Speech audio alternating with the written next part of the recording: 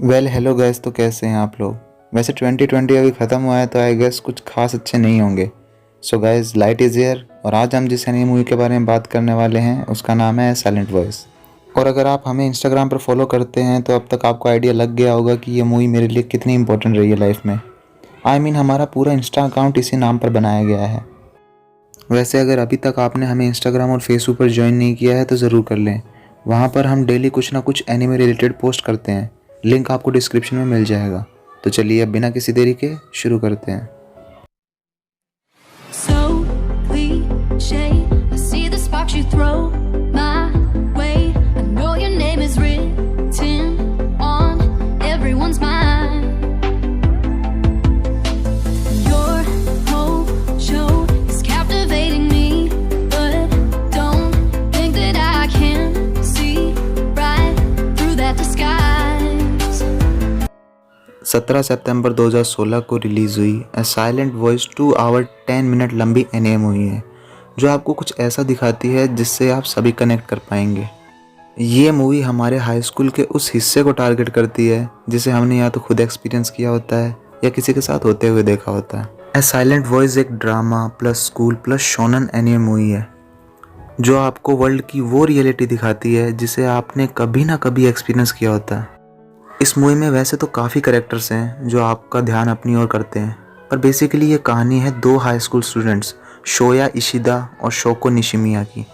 Movie की starting होती है 6th ग्रेड में पढ़ने वाले शोया इशिदा से, जिसकी क्लास में एक न्यू स्टूडेंट आती है जिसका नाम होता है शोको निशिमिया, जो ठीक से सुन नहीं पाती है और ठीक से बोल भी नहीं पाती है। इसलिए वो दूसरों से बात करने के लिए, उनसे कम्युनिकेट करने के लिए अपनी नोटबुक और साइन लैंग्वेज का यूज़ करती है। इसी वजह से क्लास के कुछ लड़के कुछ लड़कियां, खासकर शोया इशिदा, उसका मजाक उड़ाते हैं और उसे परेशान करते हैं। लेकिन निशिमिया, चाहे उसे कोई कितना भी परेशान करे, उस पर हंसे, वो हर किसी से माफ़ी मांगती रहती है क्योंकि शोको को लगता है कि उसके सुनने और ना बोल पाने के कारण सब उससे परेशान रहते हैं। वो उन सब के लिए एक परेशानी का कारण है। मूवी में शोको को इतना इनोसेंट, इतना मासूम दिखाया गया है कि ना चाहते हुए भी आपको उसकी मासूमियत से प्यार हो जाएगा। पर शोको की इसी मासूमियत से गुस्सा होकर शोया उसे और परेशान करता है। शोया और उसके दोस्तों की बुली से परेशान होकर शोको को वो स्कूल छोड़ना ही पड़ता है और इसी मोमेंट से स्टार्ट होती है शोया की वो हार्ड जर्नी जिसे उसे अकेले ही सफ़र करना पड़ता है। शोको के स्कूल से जाने के बाद पूरी क्लास और टीचर शोया को ब्लेम करते हैं, यहाँ तक कि उसके दोस्त जिन्होंने शोया के साथ मिलकर शोका को परेशान किया था, शोया का साथ छोड़कर पूरा ब्लेम उस पर डाल देते हैं। स्कूल में सबको लगने लगता है कि शोया की वजह से ही शोको स्कूल छोड़कर चली गई और इसी के चलते सभी अपने आप को शोया से अलग करने लगते हैं, सब उससे दूर रहने लगते हैं। इतना सब गुजरने के कारण शोया भी अपने आप को पूरी दुनिया से अलग कर लेता है और अपने ही गिल्ट में जीने लगता है। वो अपने ही नज़रों में गिर जाता है। वो अपने आप को इतना दबा लेता है कि वो किसी से भी नज़रें मिलाकर बात नहीं कर पाता। वो जिसकी तरफ भी देखता है उसे उसके चेहरे पे एक क्रॉस दिखाई देता है। शोया इतने ज़्यादा गिल्ट में दब जाता है कि वो लोगों से बात करना ही बंद कर देता है। शोया को सुसाइड करने का भी ख्याल आता है, पर वो अपने आप को रोक लेता है।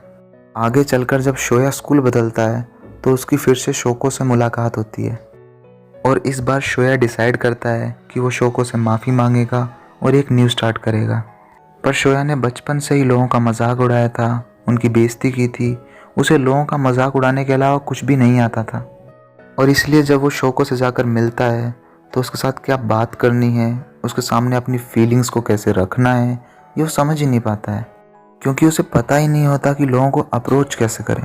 पर वो हार ना मानकर शोको से दोस्ती करने की कोशिश में लग जाता है। शोया की यही जर्नी आपको इस मूवी से बांधे रखेगी। जब मैं इस मूवी को देख रहा था तब मैं शोया कैरेक्टर से इतना इमोशनली जुड़ गया था कि मुझे लग रहा था कि मुझे ही शोको से दोस्ती करनी है। कुछ मूवीज़ ऐसी होती हैं जिसके साथ हम डीपली कनेक्ट हो जाते हैं और विदाउट एनी डाउट ए साइलेंट वॉइस ऐसी ही एक मूवी है।